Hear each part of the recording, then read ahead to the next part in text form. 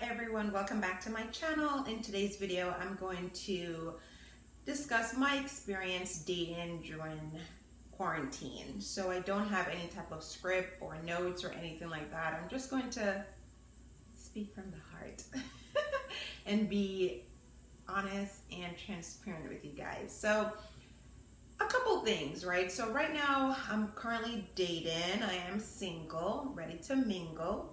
So I'm on all of the popular dating sites like everyone else is, right? Like what are they? Like the Tinder, Bumble, which are two swipe sites, and then another site called POF, which is a site that they changed the platform where now you can swipe on people, but you can still kind of search and message people that way. So in like the traditional online dating and website format. So on a couple different websites and connecting with different guys, talking, texting, communicating through the apps, things like that. And I've noticed a couple trends going on. So the first is that I think because of the situation that we're all in right now, right, like having to stay indoors, there's a lot of people who joined online dating because they're bored and need entertainment. So what I mean by that is they're at home completely bored and they're just looking for someone to like validate them, like tell them they're attractive or tell them they're smart or tell them they're sexy or tell them whatever they need to hear to kind of boost their ego. I hope I'm making that clear. So those individuals, they have no intention of like seriously connecting with anyone, or they really have no interest in getting to know you. It's just you're more entertainment. You're like the equivalent of like watching a show or like going to the movies or going bowling. It's just kind of something to do because they don't have any other sources, or the sources that they currently have that's entertaining them is not sufficient, so they're looking to add to it. So that's sort of like the first group of people I'm noticing that has cropped up, which for someone like me that's more intentionally dating, it can be a bit challenging to navigate and weed out those individuals. So that's the first thing. The next is there's a lot of like false starts. I can't think of a better way to say it. So I'll give an example. You connect with someone, right? You both, let's say, swipe right on each other. You're messaging back and forth. The messages are long, right? Which is rare because the messages are normally like one-liners, right, to the people that you're connecting with. So you guys are like writing paragraphs to each other. You're like, wow, okay, this might be like a decent person. Great. Then you connect via phone, and then before you get on the phone, you exchange numbers, of course, and then maybe you text a little bit, maybe for a day or two, and then you have a phone conversation. The phone conversation lasts like 2 hours, 2.5 hours. You're like, wow, this is like rare. This is not a normal occurrence that happens, right? And then it just ends there. And I know that sounds a bit ridiculous because you're like, wait, I thought you guys were like really connected. I thought you guys had like really robust communication. Yes, all of that happened. You're absolutely right. But for whatever reason, the person kind of tapers off. It could be for whatever reason, right? They spoke to you on the phone and they lost interest. Maybe they have a girlfriend or a wife, which unfortunately there's a lot of guys online doing that. It could be they were interested, but they weren't that interested. So the woman that they were actually really, really interested in, now she's paying him attention. So now he kind of has to, move on and give her his attention. So there's a variety of reasons, and I don't think it's healthy to try to figure out why. I know it's human nature to try to, and I'm guilty of it too. So I'm not like trying to judge or anything like that, but I've learned it's better to say, okay, that just wasn't the guy for me. Let me move on and keep on interacting with people and see if I do meet the guy for me. So that's the other thing. There's a lot of false starts. So it's good when you're like communicating with people, like no matter how robust the communication is, to kind of taper your emotions, right? Because I know as women, it's really easy for us to get so excited. And again, not judging, I get excited too.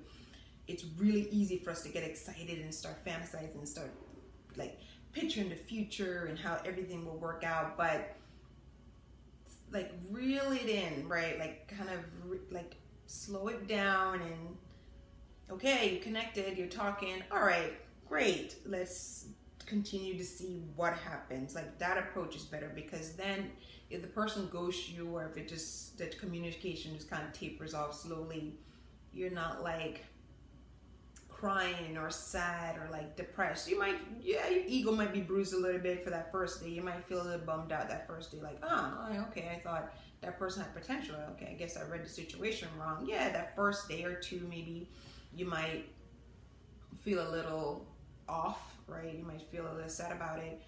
But normally after that first day or two, you kind of get back to normal and move on. So that's something else that's happening a lot. Also, this part is actually hilarious. There's this trend, I don't want to call it a trend, but you know, for a woman that's more mature like me, so again, I'm 36. So yes, I am what they would consider a mature woman age-wise. And like the youngins, the ones, you know, early to like mid-20s, that are reaching out, that are trying to like, some of them are actually very straightforward, which I actually appreciate, and saying, hey, I'm looking for fun, casual. We all know what that means when someone say fun, casual. But then there's quite a few who try to, I guess, play games and try to pretend like they're interested in a relationship. I'm not saying that all young guys aren't interested in relationships or anything like that. Yes, of course, there's plenty of young men who are looking to get married, who are looking for serious relationships, not playing games. Absolutely, I believe it 100%. But they typically don't look for someone like 10, 12 years older than them, right? They tend to kind of look for someone around their own age. And if they are going older, it might be like a year to like maybe 3 years or something like that. They're typically not looking 10, 12, 13, 15 years older than them, right? So that's always like my first red flag, because I think sometimes they have the impression that older women are easier and are more receptible to kind of that casual situation. And I'm sure there are plenty of mature women who do casual and all of that good stuff. But for someone like me that's kind of intentionally dating, it can be a bit challenging dealing with that population. And it's hard, right? Because you don't want to like lump everyone in the same group and say, oh, because you're 25, there's no way you're serious. So I definitely try to take each person as an individual, but I have my ways of kind of weeding through that younger population and figuring out what they're really after. But on the flip side, the same thing can be said about the older population. So I'm getting messages from 46-year-olds, 50-year-olds, 60-year-olds, right? And in your mind, you would think, oh, okay, yes, like definitely a guy like that is like, yeah, like he's lived life, like he knows what he wants. Yeah, like this is like, he knows how to treat a woman. Like this is about to be a really positive experience I'm gonna have. Wrong, actually. Again, not everyone in that age group, but I've noticed that a lot of those guys are also in the same wavelength as a 25-year-old in terms of looking for casual, nothing serious. I think for them, so the younger guys, it's mostly because of just youth. But that older population, right, a lot of them are divorcees, right? So they're probably very bitter about divorce and relationships, things like that. They have already had kids. They're not interested in having more kids. So they're more like they're kind of feeling like, I've gotten my freedom back. I'm free. Now I'm going to like go out and, you know, hook up with as many women, you know, as I wanted. My marriage was, you know, a prison, right? So you have a lot of like bitter, angry people, you know, in that age group. Again, not everyone, but because of that dynamic, that age group tends to be just as immature as the younger ones. Again, there's always exceptions to the rule, so don't think I'm making a blanket statement about everyone who's older and everyone who's younger. There's definitely outliers, right? But that's kind of the trend that I'm seeing with both of those very extreme populations. So where does that put me? So, I'm learning to,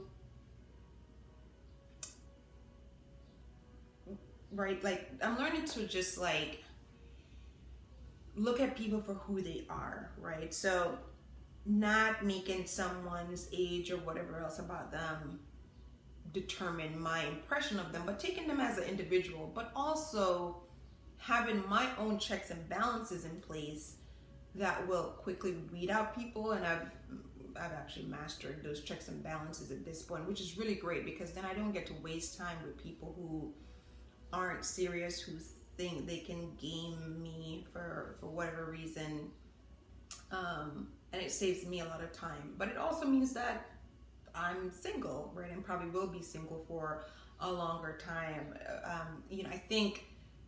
I know, like, the higher your standards are, and the more you value yourself, and the more you have self-love, and the more that you hold people accountable to treating you right and respecting you, the longer you'll be single, right? Because a lot of guys and girls too are probably interacting with people who don't have that self-love, and they can treat them however they want, and they get whatever they want from them readily, pretty easy.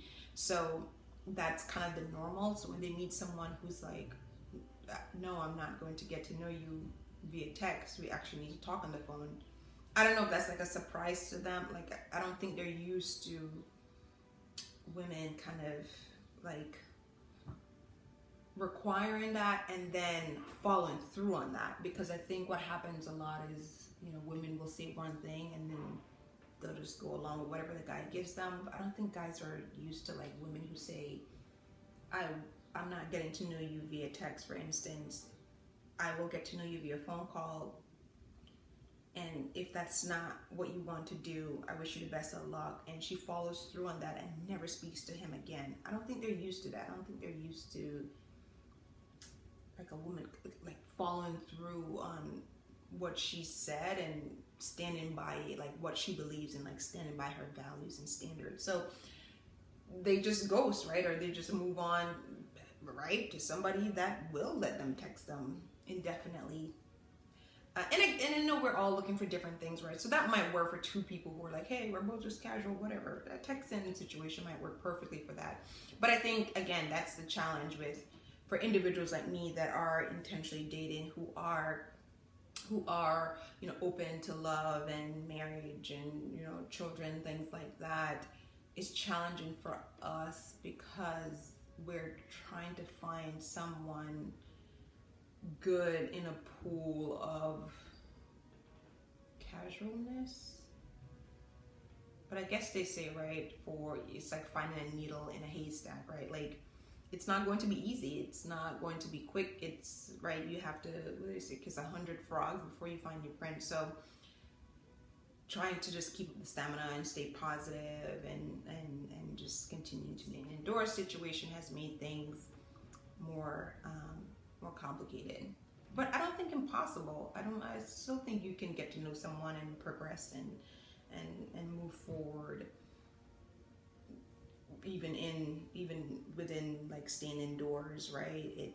You can FaceTime, you can talk every day, things like that. So I don't think this situation will slow down that process. If you meet the right one, that's a problem. That's a challenge, right? When you meet the right one, it won't slow it down. But if that person's not the right one, this situation will get in the way. That's like another way to kind of check and see if you're dealing with the right person. But anywho, I rambled on enough. So just wanted to share my thoughts. Let me know your experience as well. Just comment down below. I'll see you guys in my next video. Bye.